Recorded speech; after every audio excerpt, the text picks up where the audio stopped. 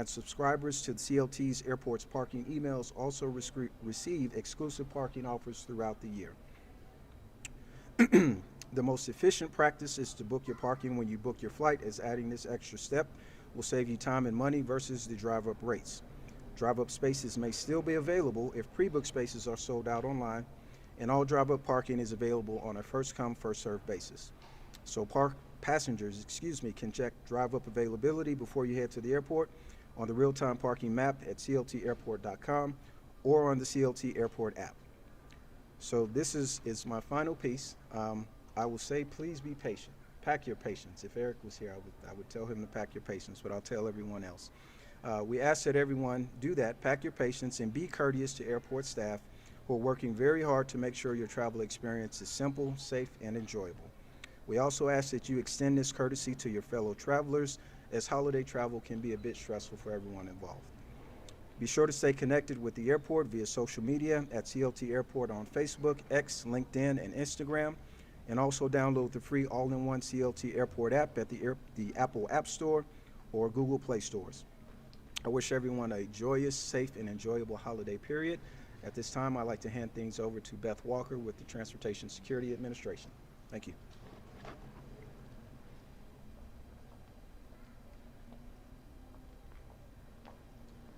Good afternoon. I'm Beth Walker, Federal Security Director for Transportation Security Administration. And I like that, pack your patience. That's very good. I think we'll live by that through this holiday period.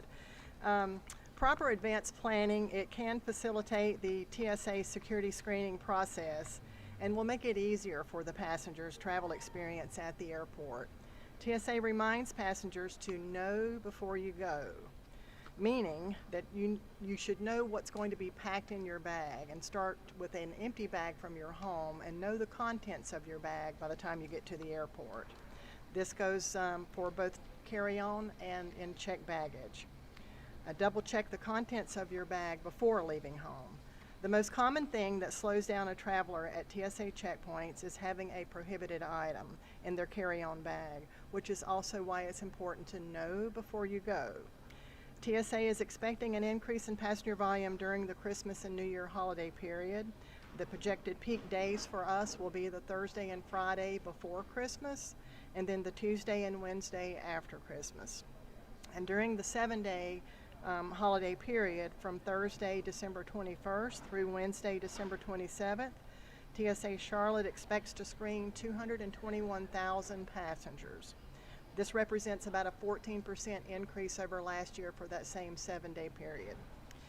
Here are 5 helpful holiday travel tips from TSA. Number 1 is to get to the airport early, as previously mentioned.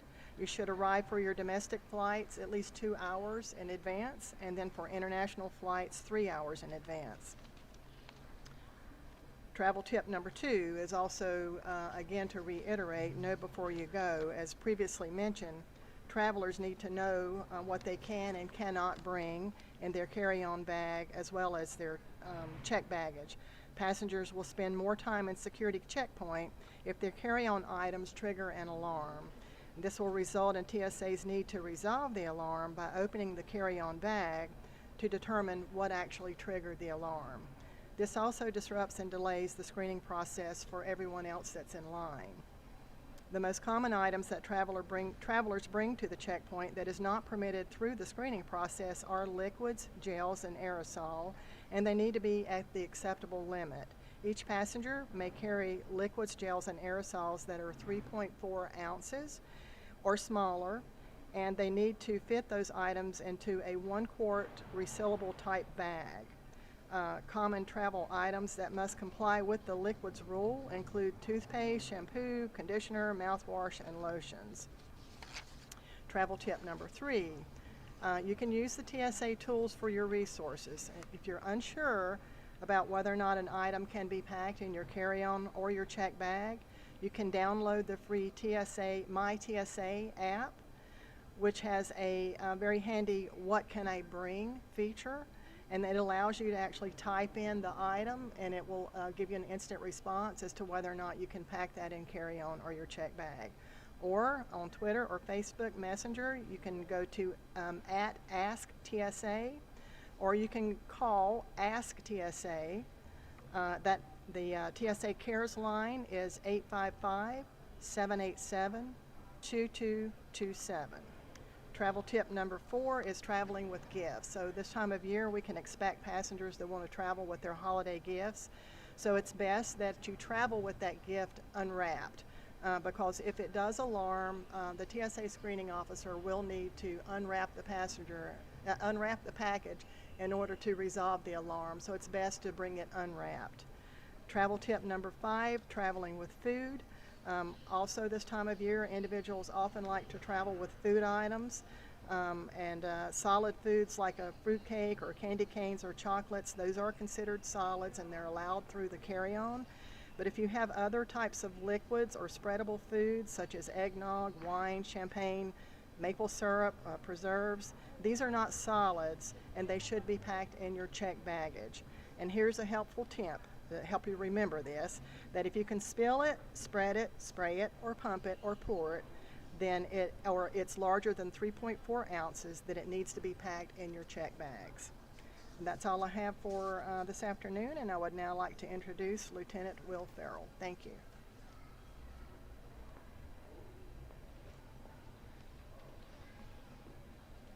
Yes, that really is my name, Will Farrell. I'm the lieutenant here for the airport division, and just to briefly recap what's been said already is pack your patience. It's going to be hard to top that, but I think he used don't fly by the seat of your pants for the Thanksgiving travel. The prohibited items, what we see, we're at 118 firearms that have been brought to checkpoints so far this year. That was as of Monday. So the most obvious thing is check, double check, triple check what you're packing, especially for our CCW holders. The other thing I want to just remind people is that we're traveling, holiday season, people are wanting to have fun. Spread that to those around you. Be kind, be nice to others, whether it's the airport workers or just your fellow travelers on the plane. Thank you, that's all I have.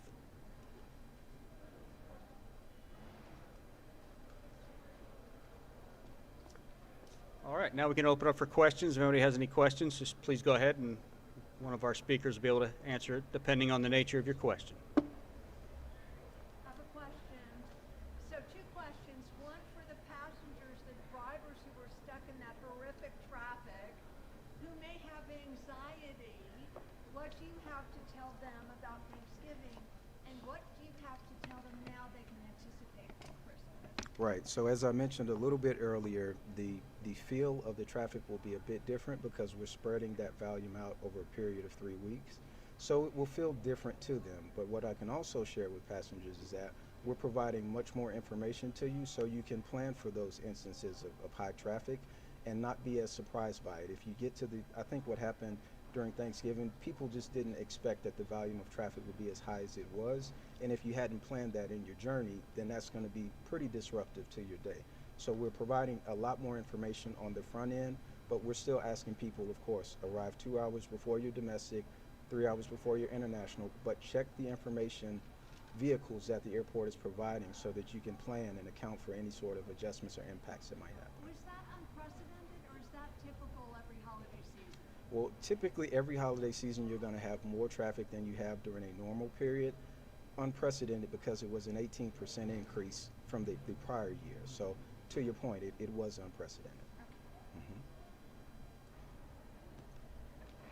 Yes, sir.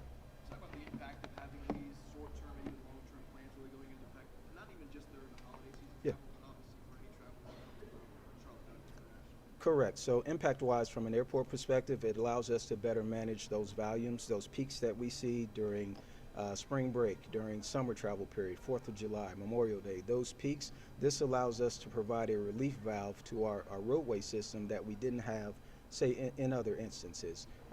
We're developing a playbook for high traffic periods, and we'll be able to sort of pull the trigger or pull the handle on that playbook so that we can manage those volumes a little bit better. Yes, sir. The alternate routes for the buses that bring passengers in, have you tested these routes to ensure that they're going to be able to cut down on wait time for passengers that rely on these? Correct. So we have done that. That was part of our assessment in actually identifying the routes and then driving with the buses to ensure, number one, the buses can maneuver along the roadways, but then also it's a benefit to us over just doing the standard. So it was we went this direction because it's a benefit to the operation, not just because we just want to do something, but it will absolutely save time so long as Josh Birmingham Parkway is backed up with a significant amount of traffic.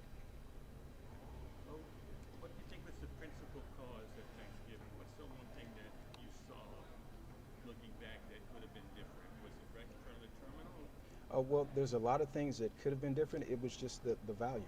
You know, we just experienced way more volume than even we anticipated. So we have plans in place to address things and account for them. But then if you specifically double what we're thinking that we're going to handle, then we get into a situation and you get what happened over Thanksgiving.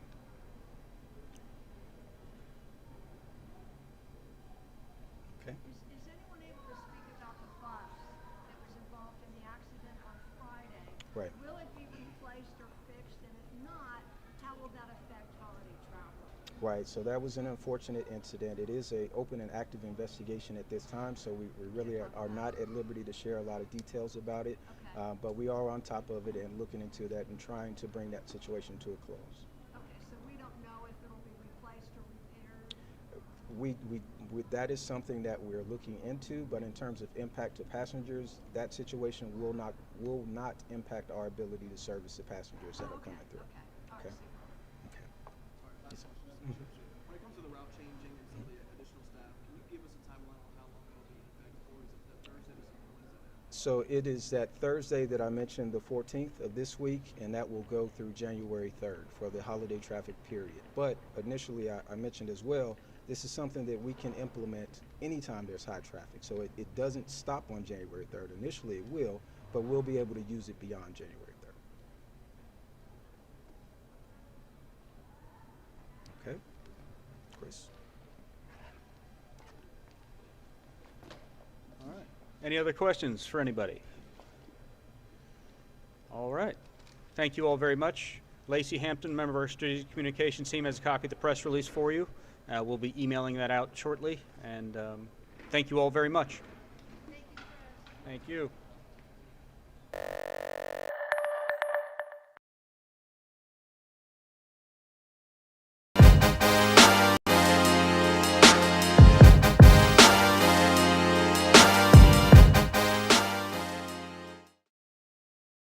It's 6:38 this morning, and we're asking where's the money this holiday season?